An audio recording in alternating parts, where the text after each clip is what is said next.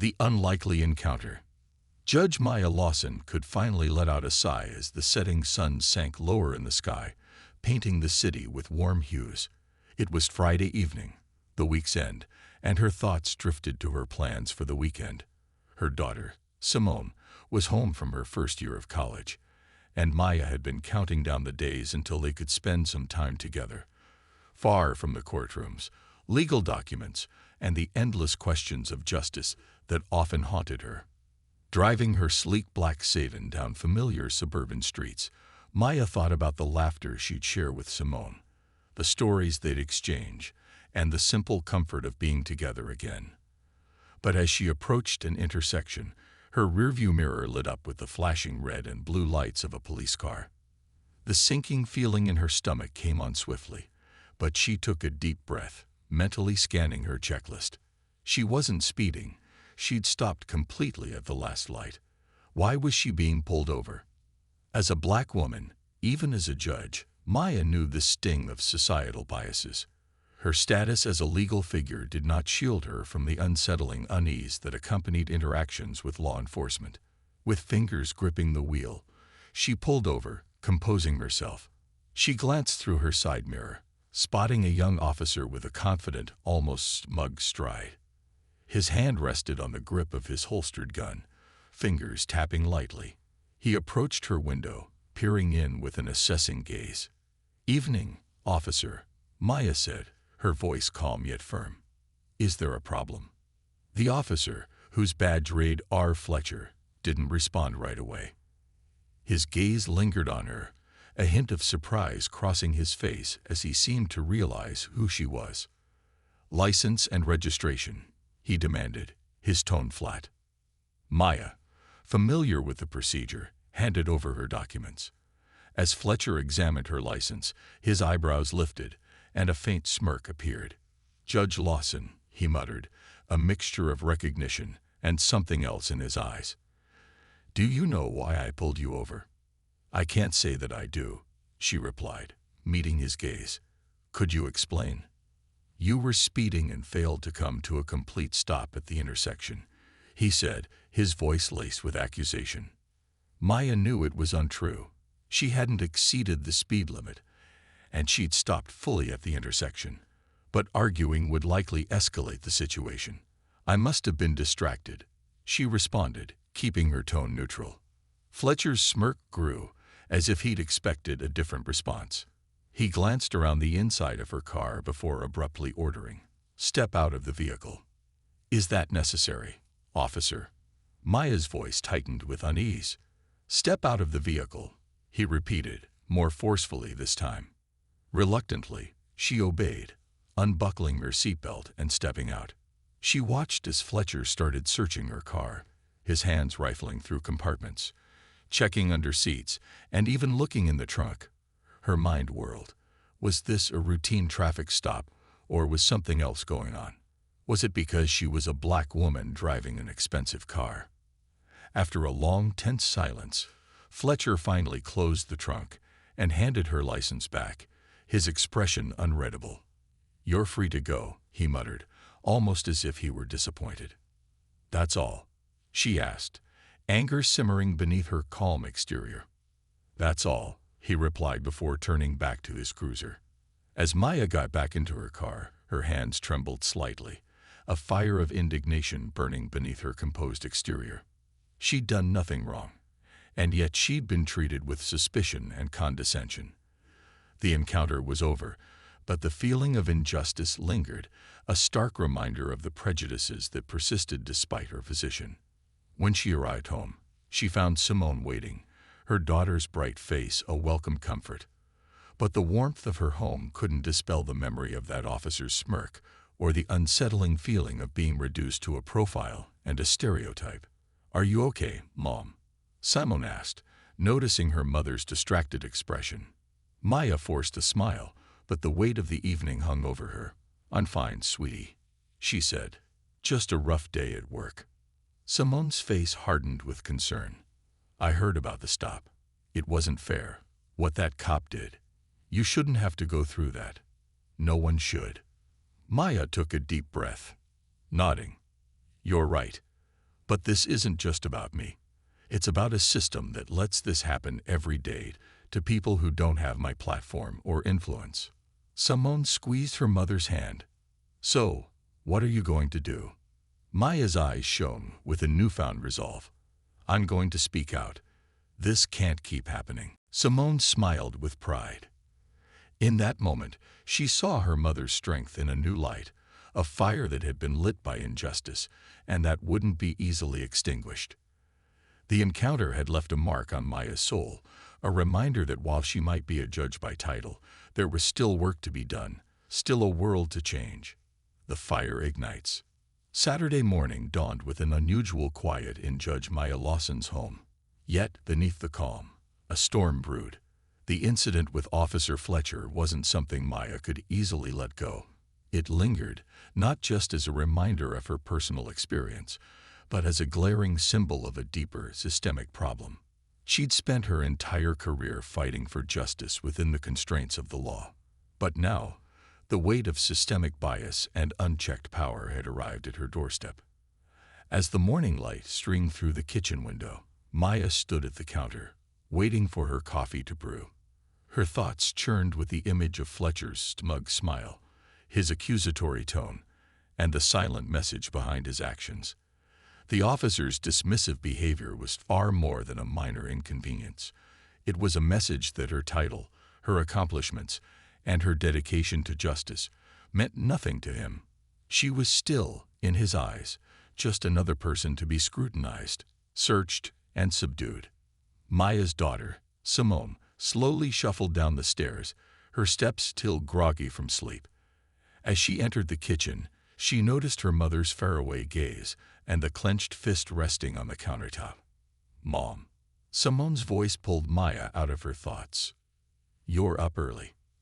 Maya glanced up, offering a smile that didn't quite reach her eyes. "Couldn't sleep," she replied, pushing her mug toward her daughter. "Last night it wouldn't let me rest." Simone sat across from her, searching her mother's face.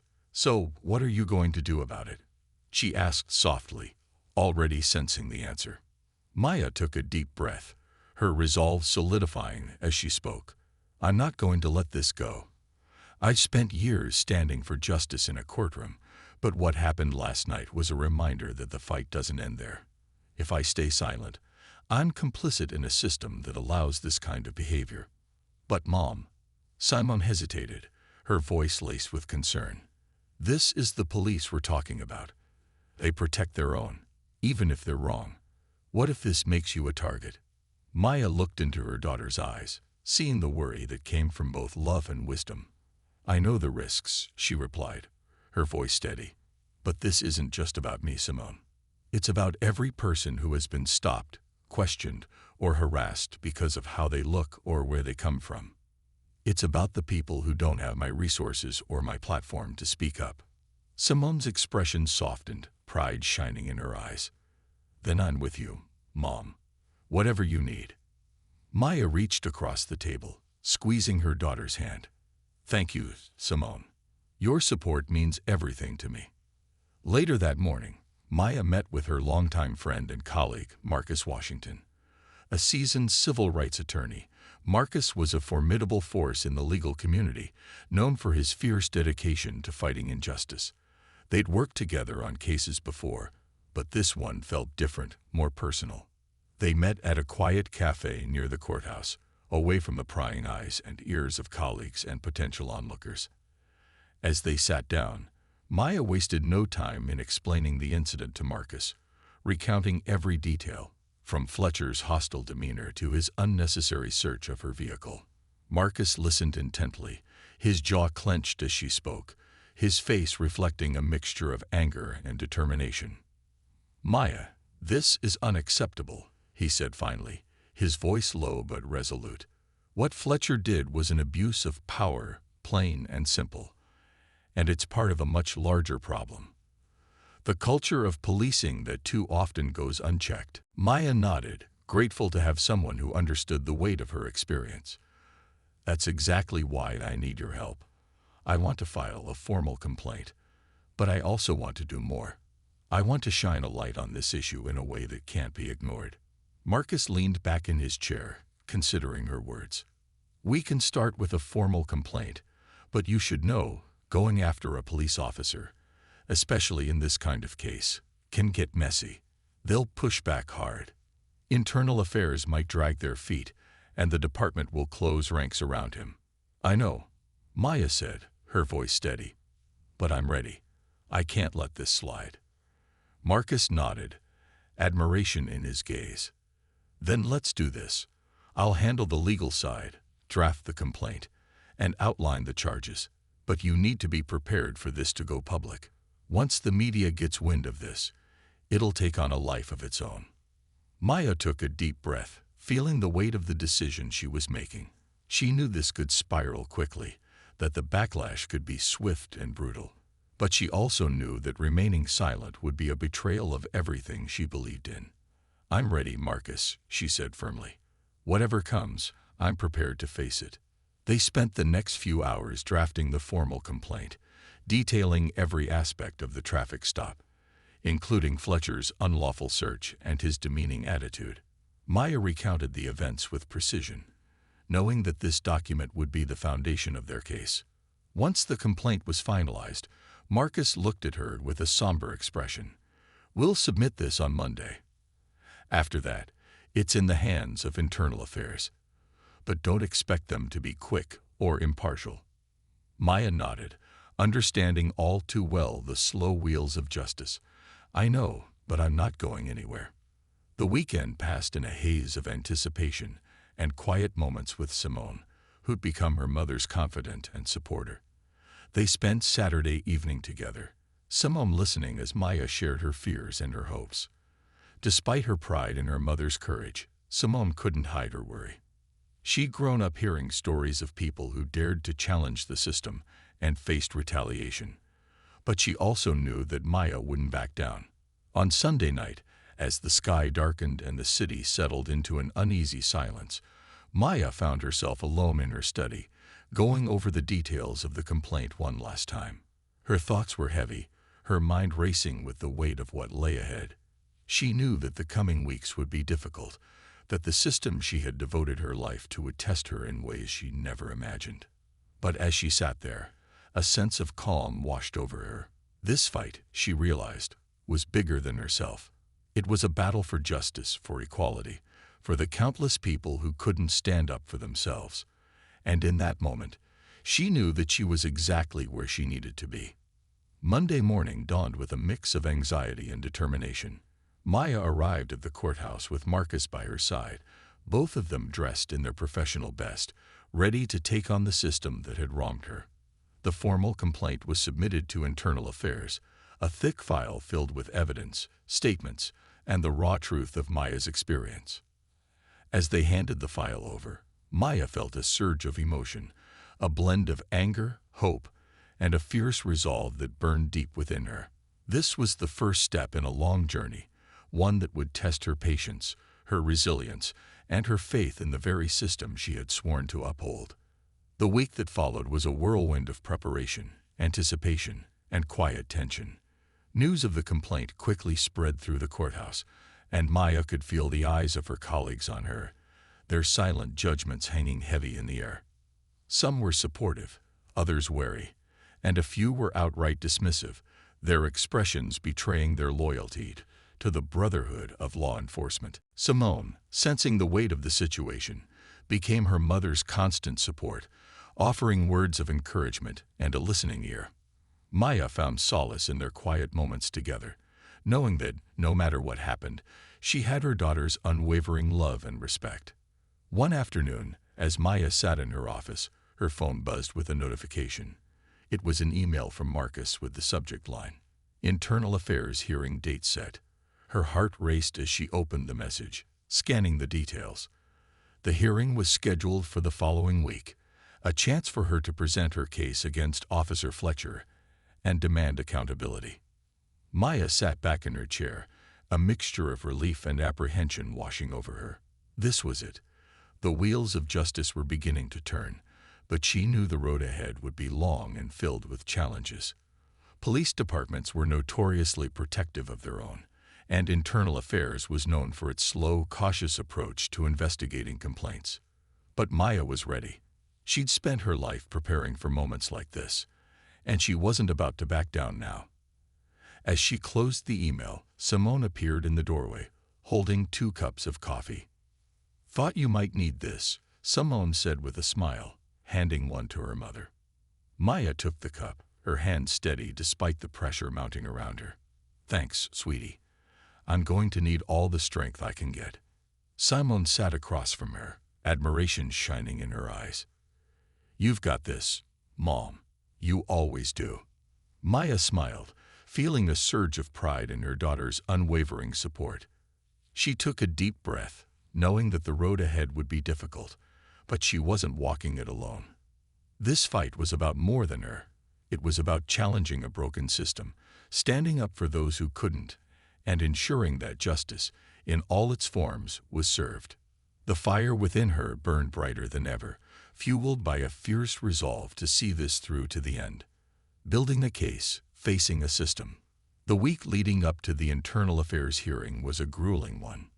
Judge Maya Lawson, though calm and determined on the outside, felt the tension building beneath her stoic demeanor. For years, she had observed the justice system from the bench, making decisions based on facts, law, and morality.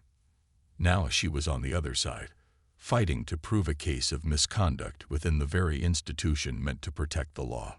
The courthouse was buzzing with quiet rumors about Maya's decision to press charges against Officer Fletcher. She could sense the change in atmosphere. Colleagues greeted her with guarded politeness, some with a hint of respect and others with subtle skepticism. Even some of her longtime peers seemed uneasy. She understood this reaction. Challenging a police officer was a rare move, and one that many within the judicial system preferred to avoid. It was as though a silent code bound them all to overlook certain things in the name of unity or loyalty. But Maya had already chosen her path. She was ready to break that silence. One morning, as Maya was sifting through her files and preparing her statements for the hearing, Marcus Washington stopped by her office. He looked every bit the formidable attorney that he was, his gaze sharp, his expression serious. "Maya," he said, stepping into her office and closing the door, "we need to go over every detail. Fletcher's defense team is going to throw everything they have at you to discredit your complaint." Maya leaned back in her chair, folding her hands together as she nodded. "I expected as much. I've prepared the sequence of events, but I know it's going to be a battle." "Good," Marcus replied, pulling out a thick binder and setting it on her desk. "I've done my research on Officer Fletcher.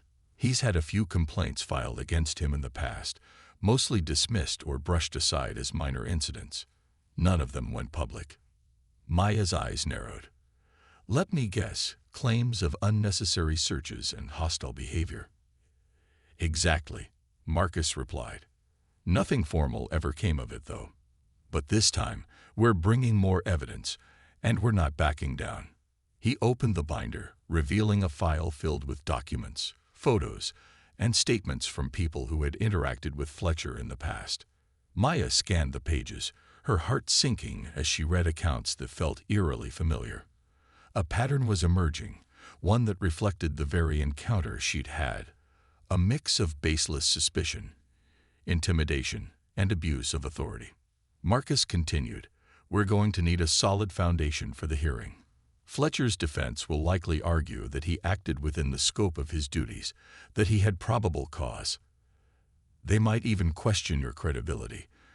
Try to argue that you misinterpreted his actions because of personal bias." Maya clenched her fists, a flash of anger sparking within her. "They'll have a hard time convincing anyone of that. This isn't just about my word against his. We have facts, patterns, and a history of complaints." "True, but they'll still try to twist the narrative," Marcus said, his voice steady. "They'll question your motives, imply that your standing as a judge might give you a biased perspective against law enforcement." Maya took a deep breath, letting the anger settle. She'd expected this, had seen similar tactics used countless times from the bench. "I'm prepared for whatever they throw at me. I refuse to let him get away with this." Marcus nodded, a hint of admiration in his eyes. Good. We'll review everything in detail. But let me warn you, Fletcher's attorney, Rebecca Thornton, is tough. She's known for her aggressive style and has won cases on technicalities alone. She'll be looking for any slip-up to tear our case apart. Maya straightened her shoulders, meeting Marcus's gaze with a determined glint. Then let's make sure she doesn't find one. The days that followed were spent in meticulous preparation.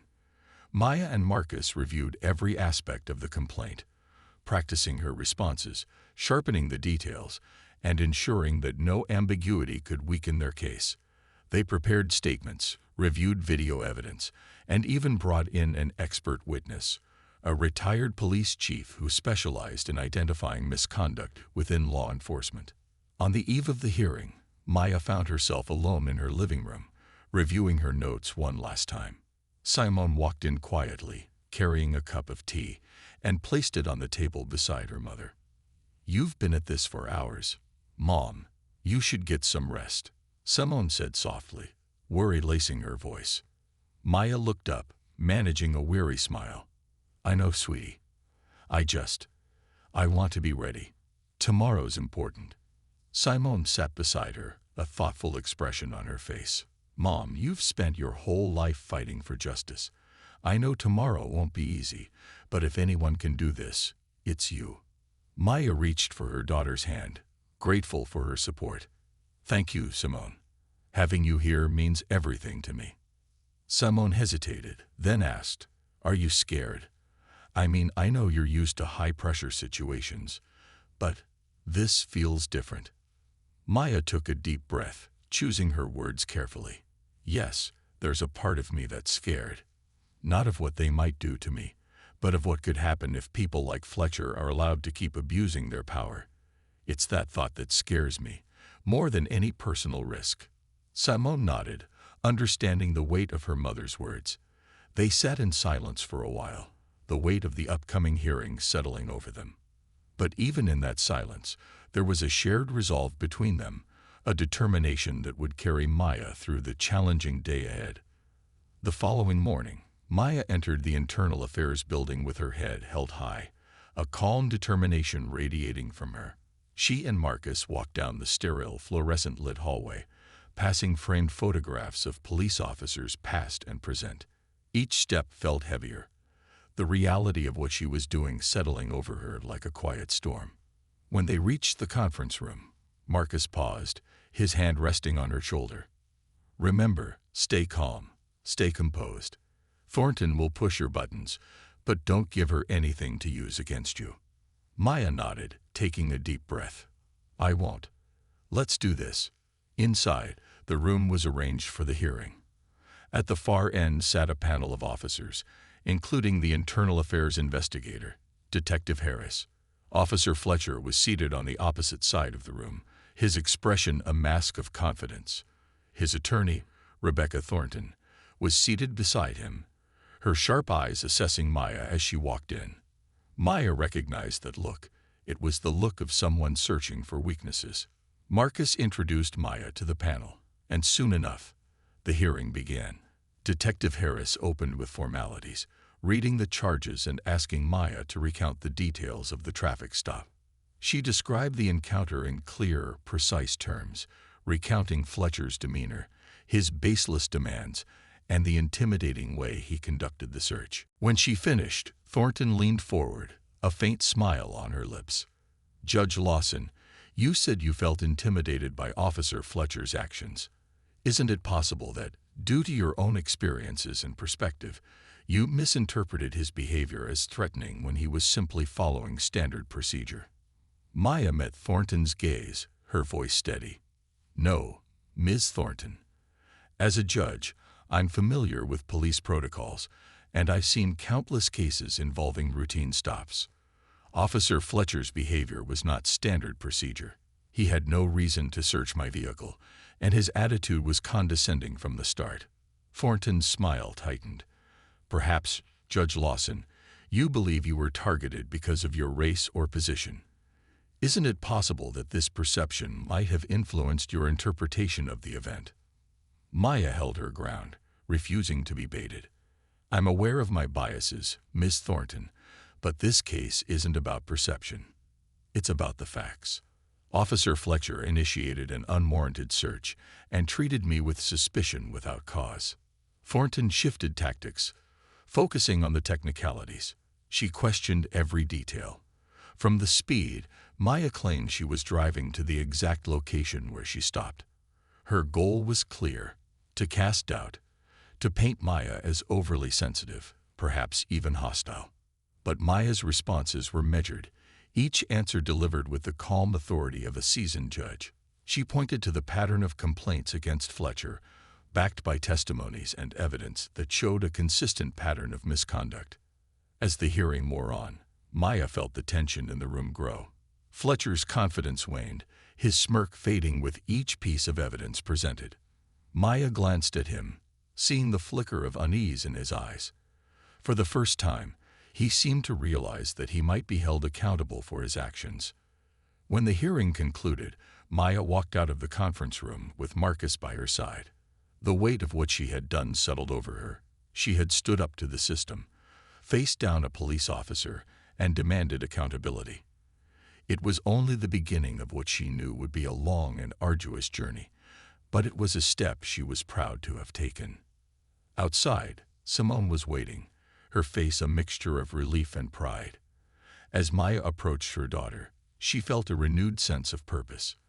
This fight wasn't just about one incident or one officer. It was about changing a system, one step at a time. For Maya, the fire within her had transformed into something bigger, a flame that would continue to burn until justice was truly served, a system unyielding.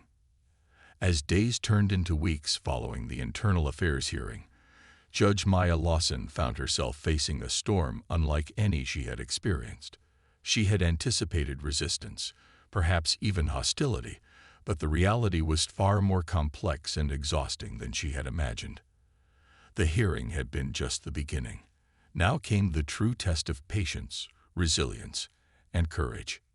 News of Maya's complaints spread rapidly within the courthouse and beyond, seeping into social circles, professional communities, and, inevitably, the media.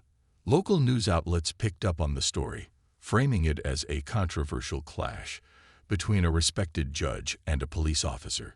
The articles were laced with skepticism, some subtly implying that Maya had overreacted, while others painted Officer Fletcher as an exemplary cop whose actions were simply misunderstood. Maya's phone began buzzing more than ever.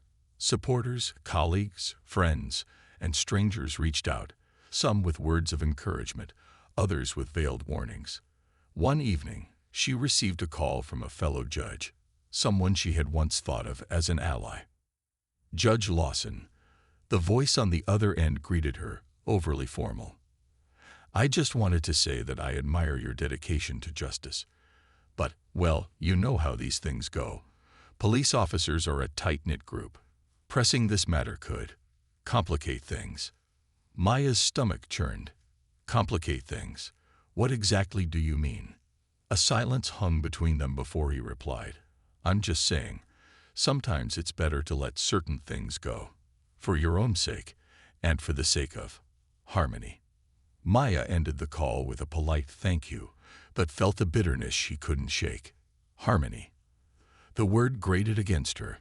It seemed that harmony, in this case, meant maintaining the status quo, even if that meant ignoring injustices. But Maya was done with silence. Maya felt a wave of frustration. Why is it that demanding accountability is seen as an attack? I'd spent my entire career upholding the law. Why is that suddenly in question? "Because Maya," Marcus replied quietly, "you're disrupting the status quo, and some people will do anything to protect that." Despite his warning, Maya decided it was time to speak out. She agreed to a single interview with a reputable journalist, one she trusted to tell the story honestly and without sensationalism. She wanted the public to know the truth, not just the rumors and half-truths being spread by Fletcher's supporters. The interview took place in a quiet corner of a local cafe, far from the noise and distractions of the courthouse. Maya explained the events of that night, describing the unnecessary search, Fletcher's demeaning tone, and the clear abuse of authority she'd experienced. She emphasized that this was not about personal vengeance, but about ensuring that no one, regardless of their position, was above accountability. As the article circulated, it quickly gained traction, sparking conversations across the city. Social media erupted with debates, opinions, and, unfortunately, a fair share of hateful comments. But there was also support, people who saw Maya's fight as a courageous stand against injustice. Messages of solidarity poured in from community leaders, activists, and ordinary citizens who had faced similar situations. Maya read each message, feeling a mixture of relief and sadness. So many voices had been silenced, so many stories untold. If she could change even a fraction of that, this fight would be worth it. But the backlash came swiftly. Fletcher's attorney, Rebecca Thornton, wasted no time in issuing a public statement on his behalf, declaring that Officer Fletcher had always acted with integrity, and that the accusations against him were baseless and defamatory. The statement accused Maya of harboring a bias against law enforcement and claimed that her overreaction was an attempt to push a personal agenda. The public debate intensified. Maya found herself painted as either a champion for justice or a radical judge, looking to make a political statement. Friends and colleagues reached out, some expressing concern, others congratulating her for her courage. But the support was mingled with quiet warnings, subtle hints that she should tread carefully. Simone, who had been her rock through this ordeal, remained unwavering in her support, though Maya could see the toll it was taking on her daughter. Simone tried to keep a brave face, but Maya knew the stress and worry weighed heavily on her. One evening, as they sat together in the living room, Simone turned to her mother, her eyes filled with a mixture of pride and fear. "Mom, you know I'm with you all the way. But I worry about you, about us. They're trying to destroy your reputation." Maya put her arm around Simone, pulling her close. "I know, honey, and I wish it didn't." In the eye of the storm, the pressure had grown from a slow simmer to a relentless surge, reaching every corner of Judge Maya Lawson's life. The walls of the courthouse, once a place of quiet respect, now felt more like a cage filled with whispers and wary glances.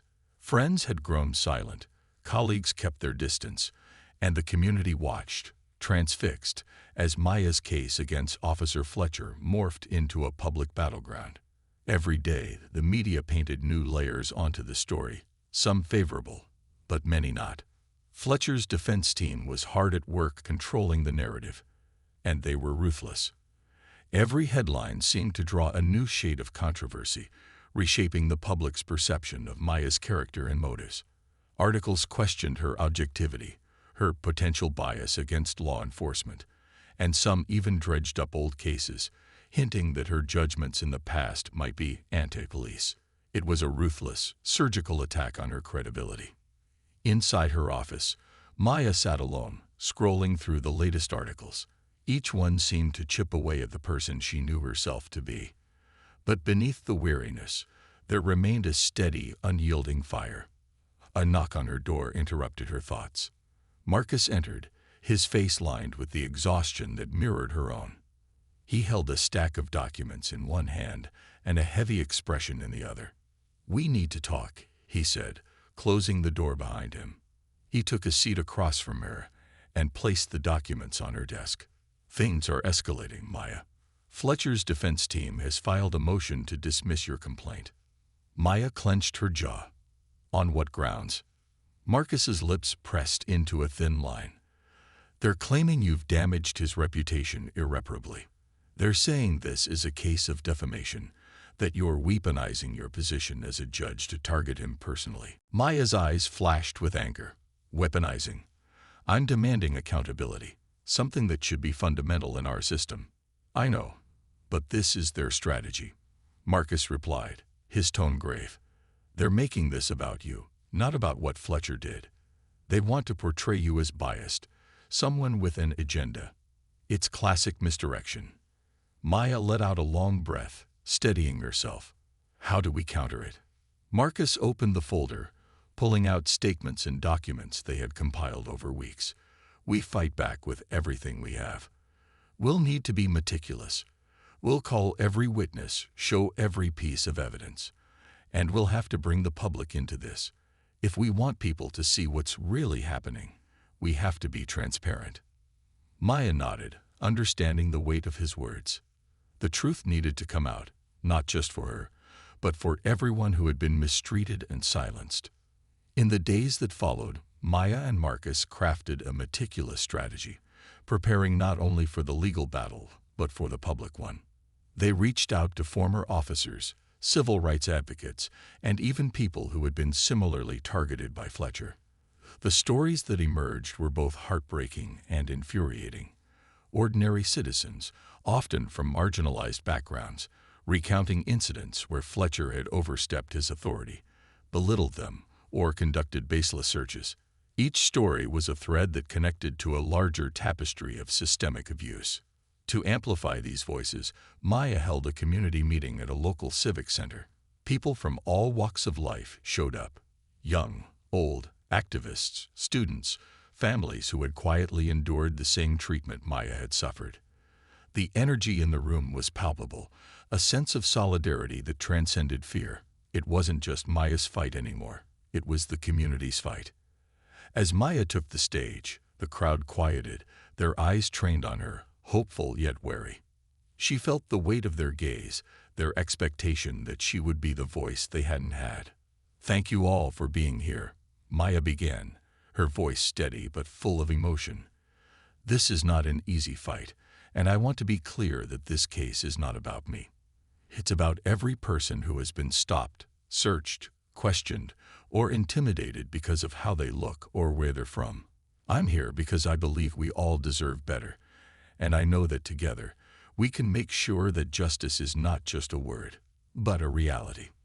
A ripple of applause filled the room, and one by one, people began to speak. Some recounted stories of harassment, others spoke of family members who had endured similar situations, and a few even came forward with statements of support from local activists. By the end of the night, Maya felt a renewed sense of purpose. She wasn't alone in this fight, and neither were the people who had come to stand by her. But not everyone saw her actions as a fight for justice. The backlash continued to grow, and the media remained divided. One particularly scathing editorial questioned Maya's motives, suggesting that her moral crusade was more about self-righteousness than justice. Other articles painted her as a radical judge, using her position to enact personal vendettas against law enforcement. The term anti-police appeared with increasing frequency, and then came the threats. Anonymous letters began arriving at her office. Some were scrawled in messy handwriting, others typed in stark, emotionless fonts, but all bore the same message: stop, or you'll regret it. One morning, as Maya unlocked her car in the courthouse parking lot, she found a note stuck under her windshield wiper. It read, "You're poking the wrong bear. We know where you live." Maya's heart raced, her fingers trembling slightly as she held the paper. She was used to threats in her line of work. Angry defendants, family members of convicted criminals. But this was different. This felt more organized, more sinister. She drove home that evening with a heightened sense of awareness, glancing in her rearview mirror, watching for any sign of a tail.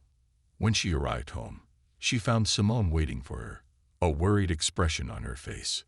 "Mom, you look tense. What's going on?"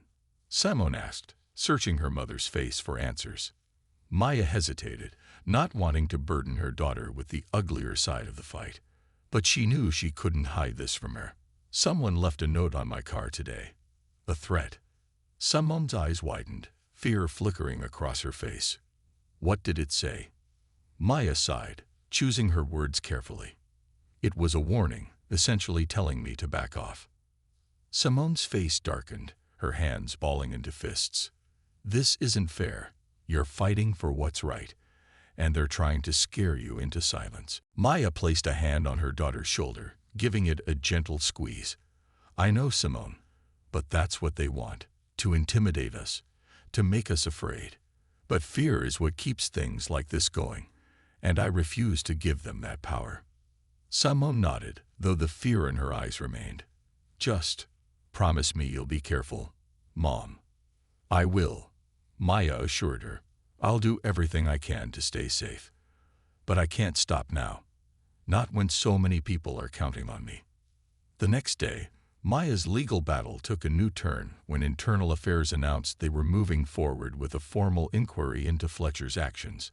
It was a small victory, but Maya and Marcus both knew that the real fight was still ahead. The inquiry would involve a thorough review of Fletcher's record, as well as interviews with Maya, Fletcher, and any relevant witnesses. Maya would have the opportunity to provide her account directly to a panel, who would then make a recommendation on whether or not to proceed with disciplinary action. As the day of the inquiry approached, Maya received an unexpected phone call from Detective Harris, the lead investigator at Internal Affairs. His tone was polite but cool, as if he were talking to someone he'd rather avoid. Judge Lawson, I wanted to speak with you prior to the inquiry. I'd like to remind you that this process can be contentious. The department takes these matters seriously, but there are always complexities when investigating one of our own. Maya detected the subtle warning in his voice. I appreciate the reminder, Detective, but I'm well aware of how these inquiries work. Harris cleared his throat. Very well, Judge. Just know that there will be limitations. Certain aspects of Officer Fletcher's record may be off-limits due to privacy policies. We'll be conducting this in a way that respects everyone's rights. Maya gritted her teeth, holding back the urge to respond sharply. Thank you, Detective. I trust you'll conduct this inquiry with fairness and transparency. As she ended the call, Maya felt the familiar frustration rising within her. She knew what Harris's call meant. The inquiry would be hampered by internal protections and protocols designed to shield officers. The path forward was narrowing, becoming more treacherous with every step. But Maya wasn't about to let bureaucracy derail her fight. On the day of the inquiry, Maya walked into the Internal Affairs building, flanked by Marcus. They were led to a large conference room, where a panel of officers and officials waited, their expressions blank, guarded. Fletcher was already seated with his attorney, Rebecca Thornton, who gave Maya a thin, challenging smile. The inquiry began, with Maya recounting every detail of the traffic stop and the subsequent mistreatment. She held nothing back, her voice steady, her words clear. But as she spoke, Thornton interrupted with, the turning point. As Judge Maya Lawson continued to recount the events of that night, she maintained a calm yet unyielding tone, each word slicing through the sterile conference room air.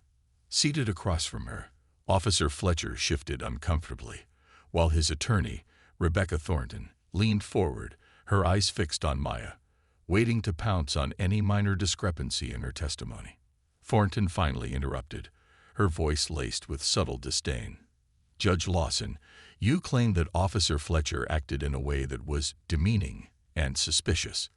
But isn't it true that you may have been hypersensitive to his actions, perhaps seeing discrimination where none existed? Maya met Thornton's gaze, her voice steady.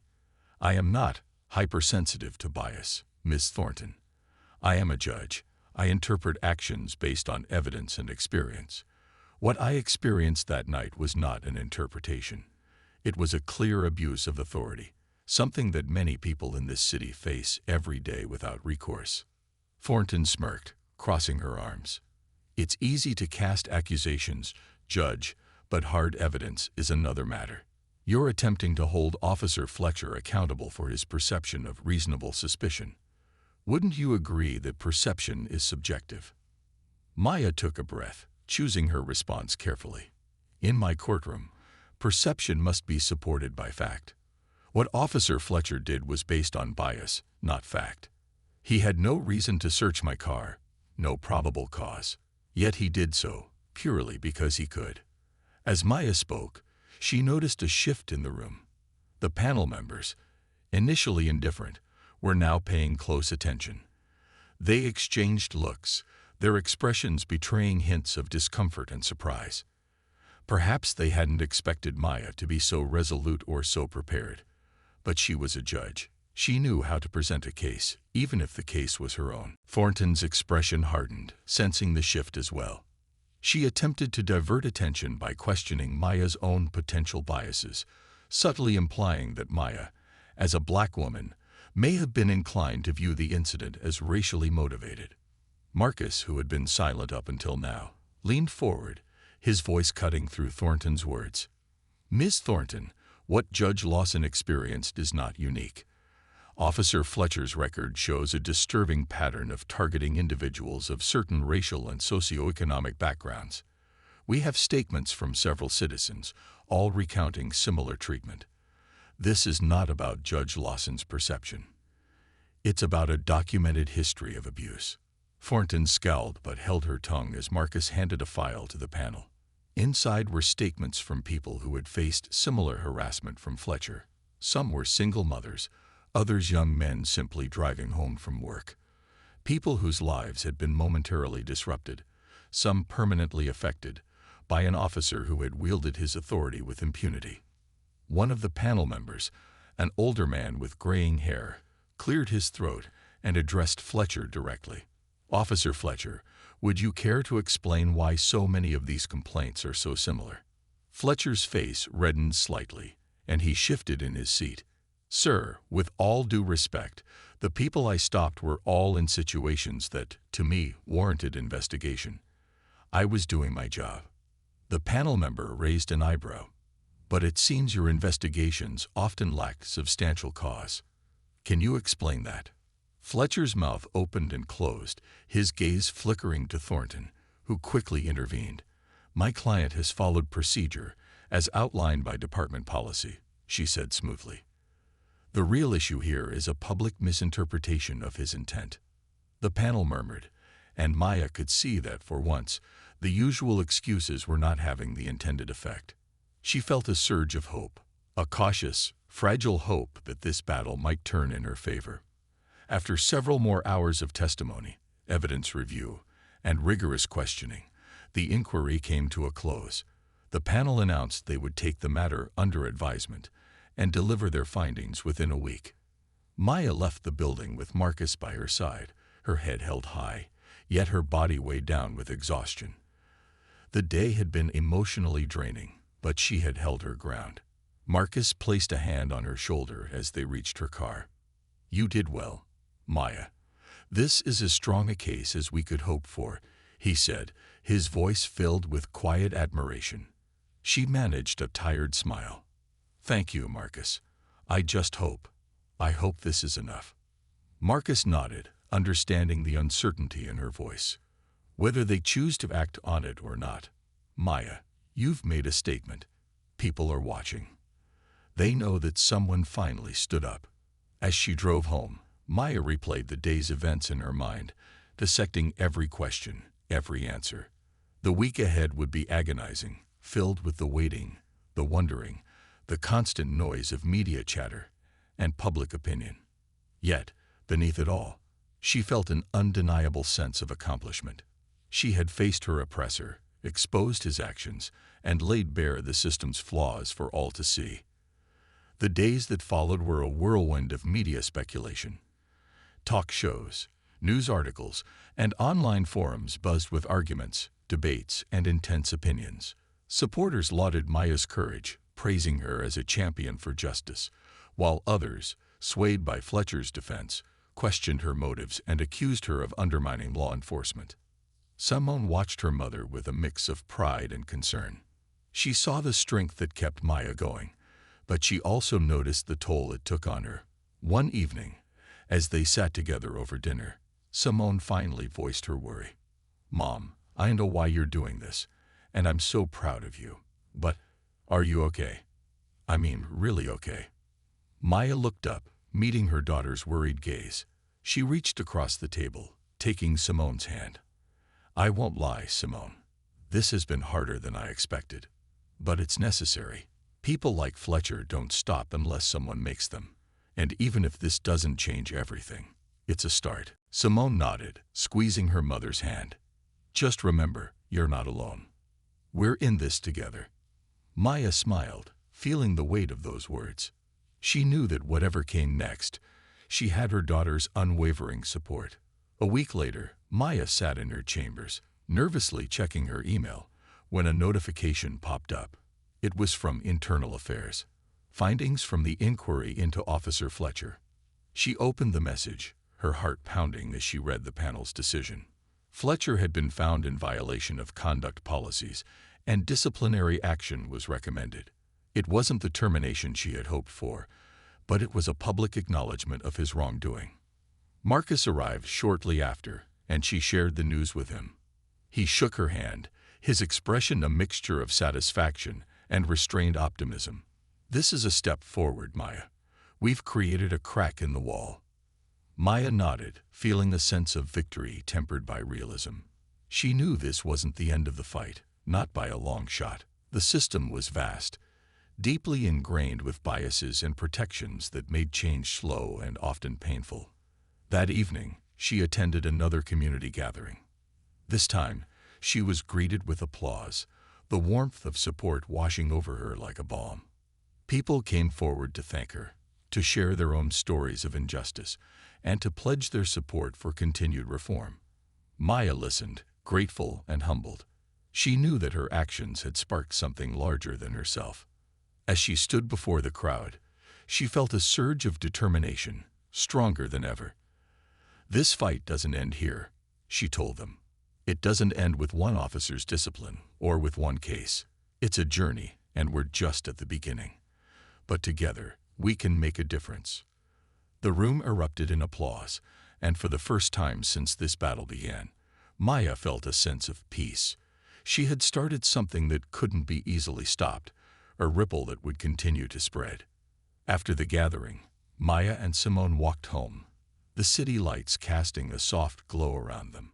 Simone slipped her arm around her mother's shoulders. "You did it, Mom. You really did it," she whispered, her voice filled with pride. Maya smiled, pulling her daughter close. "We did it, Simone. Together." And as they walked into the night, Maya felt a quiet yet powerful resolve. She had faced down fear, endured threats, and defied a system built to silence voices like hers. She had held on to her integrity, her courage, and her unwavering commitment to justice. For Maya, this was not the end, but the beginning of a much larger journey. She would continue to fight, to push for a world where justice was not conditional, where everyone, regardless of their background, could walk without fear. She had ignited a flame, one that would light the way for others to follow. And in that light, she found not only victory but hope.